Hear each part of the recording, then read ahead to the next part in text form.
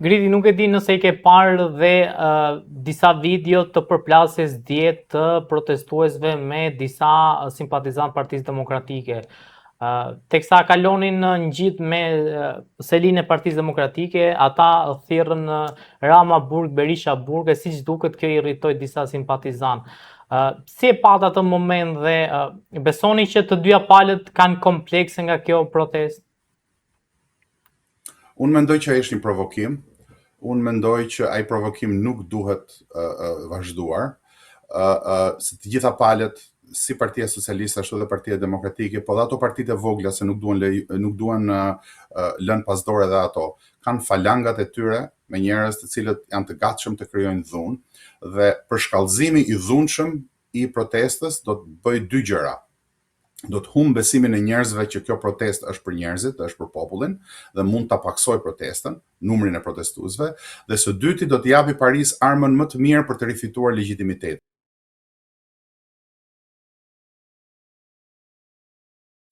Protestuesit duhet ta kuptojnë që arma e tyre më e mirë është që ata kanë thyer legitimitetin e Parisë së Tiranës. Paria e Tiranës mund të mbijetojë edhe ca kohë me këto institucione që janë. Por legitimitetin tani më e ka të tejkaluar. Nuk i beson më asnjëri atyre, as vetë militantët nuk i besojnë. Thjesht reagimet e militantëve janë reagime instinktive të njerëzve që janë marrë gjithë jetën me atë punë dhe gjithë jetën kanë hedhur molotov dhe janë marrë me grushta dhe me zënka dhe këto janë pra pyka që Paria e Tiranës i fut mes shqiptarëve. Paria e Tiranës intereson shumë që shqiptarët në atë protestë ta shohin veten si të majt apo të djathtë, si jeshil apo të kuq, si flamingo apo si kombëtarist e të tjera e të tjera. Protesta nuk është e asnjërës prej këtyre rrymave, protesta është e shqiptarëve. Në atë shesh, të gjithë njerëzit që dalin me dhjetra dhe me mira nuk janë më as të majt, as të djathtë, janë thjesht shqiptarë që duan të jetojnë me nder. Ky është thelbi dhe ky thelb nuk duhet të kaluar, provokimet do të vazhdojnë, do të përshkallëzohen. Nuk ka asnjë dyshim që Paria e Tiranës do të reagojë, sepse është mësuar që të reagojë. Reagimet e saj janë të tipit të dhunshëm. Do të reagojë edhe pjesa tjetër, mos keni merak, edhe Partia Socialiste e nxori deputetin, edhe Partia Demokratike e nxori ata militantët mendje ose të pamend që din vetëm të rrihen me grushta.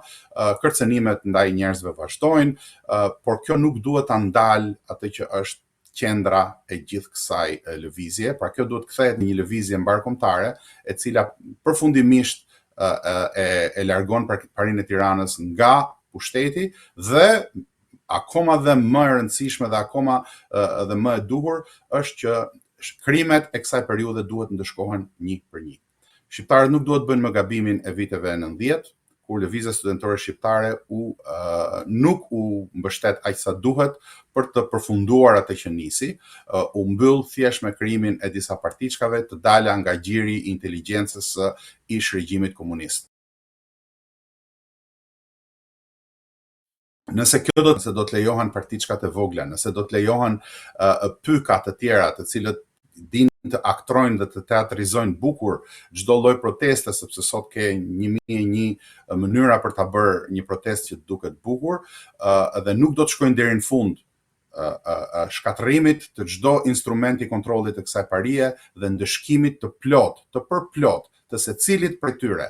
Nuk duhet ta gëzojnë pasurinë që kanë marrë duke vjedhur nga xhepat e shqiptarëve dhe duke i lyer duart dhe këmbët me gjakun e shqiptarëve. Kjo duhet të jetë e pandryshueshme, e panegociueshme, dhe për sa kohë që kjo qëndron, duke ditur që dhe legitimiteti i tyre ka përfunduar, nuk ka as dhe një lloj shansi që Paria të mbijetojë kësaj lëvizje. Me gjithë lëvizjet e shumta, listat e intelektualëve që mbijnë nga do e të tjera. Pa bërë përshtypje duhet t'ju jap një pasazh nga ato çka unë shoh për protestat.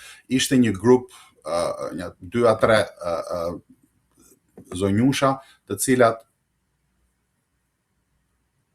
desha vetëm të tregoj një episod nga protestat që më bëri përshtypje në kohët e fundit.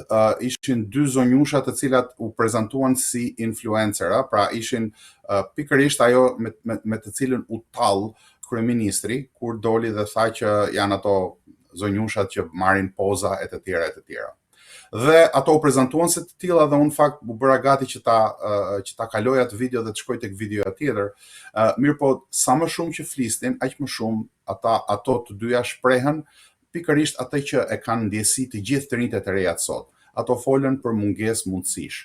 Ato folën për mungesë të mënyrës së jetesës në Shqipëri me nder, pa ju ulur njërit apo tjetrit dhe pa dashur të merresh me 200 pisliqe në ditë. Pra ato folën me një qartësi dhe me një mençuri që shkonte përtej asaj të cilën ata e prezantuan si profesioni i tyre. Unë isha njeriu i fundit që prisja prej tyre diçka aq të mençur dhe u surprizova jashtëzakonisht shumë që më tregon që shpirti i protestës është në vendin e duhur. Shpirti i protestës është i ndershëm, është shpirti shqiptar, duhet drejtuar në drejtimin e duhur, pra kanë përgjegjësi gjithë ata që merren me organizim, gjithë ata që janë në drejtim, që të mos e lënë këtë shpirt të shpërndahet, të mos ta lënë të kanalizohet, se ka përpjekje sa duash për ta kanalizuar këtë, për ta kanalizuar si një përpjekje midis Evropës dhe Shtetet Bashkuara të Amerikës. Ne shqiptarët nuk jemi mish për top për askënd, ne duam thjesht që të përmirësojmë jetët e shqiptarëve, kudo që ata jetojnë dhe mbi të gjitha në vendin tonë. Ne duam të kemi një vend që të jetë i joni, ne duam të kemi një vend ku që të përparoj, të lulëzoj, ku të mos shpopullohet vendi, duam të kemi një vend që të jetojmë me nder si të gjithë të tjerët dhe brenda mundësive tona dhe brenda aftësive tona që nuk janë të vogla, të kapim maksimumin asaj që mund të kapim. Në një sistem i cili i pranon të gjithë, i cili lejon të gjithë shqiptarët që të jetojnë me nder. Ky është objektivi sipas meje i kësaj proteste dhe ky nuk duhet humbur. Duhet mbajtur si busull drejtuese. Dhe unë mendoj që protestuesit nuk duhet bien në atë që janë provokimet e Parisë së Tiranës për të krijuar, shkaktuar dhunë apo për t'ia hequr autoritetin moral kësaj proteste. Kjo protestë ka autoritetin moral më nga protesta e lëvizjes studentore shqiptare në vitin 90. Griti, a ishte provokim dalja Ardit Bitos në atë formë nga Kuvendi i Shqipërisë? Sigurisht që ishte provokim.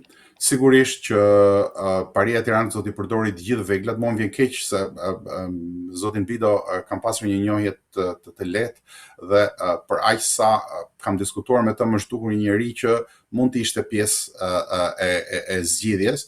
Mirë po, secili bën zgjedhjet e veta, pra nuk kam gjë personalisht me zotin Bido, për sa kohë që ai është thjesht një vegël në duart e Parisë së Tiranës që del për të krijuar sherr. Nuk do jetë çudi që herën tjetër ai që do të dalë, mund të mos jetë Bidoja, të dalë për të me disa njerëz përballë, ata njerëzit përballë ta shkaktojnë dhunën me dashje dhe të bëhen fotografi dhe të dalë si protesta është e dhunshme, se si nuk kanë respekt për institucionet e tjera. Populli shqiptar duhet ta kuptojnë ata të Parisë, që këto provokimet nuk pinë më ujë sepse populli shqiptar i ka ardhur majt hundës. Populli shqiptar ka parë mjaftueshëm prej tyre. Ata nuk bëjnë më. Ata duhet të largohen vetë ose do t'i largojnë njerëzit në një mënyrë ose në një tjetër. Jo sepse e them unë dhe jo sepse kam unë 16 vjet që e them këtë argument që del sot në shesh me aq sa kam mundur, por sepse tani më e kanë përvetësuar dhe e kanë adoptuar shqiptarët e thjeshtë, shqiptarët e rinj, ata që kanë studiuar, po që ju duket sikur nuk kanë asnjë lloj të ardhme në Shqipëri. Shqiptarët mbi të gjitha, është një temë që nuk preket shpesh në media, shqiptarët që duan të jetojnë me nder.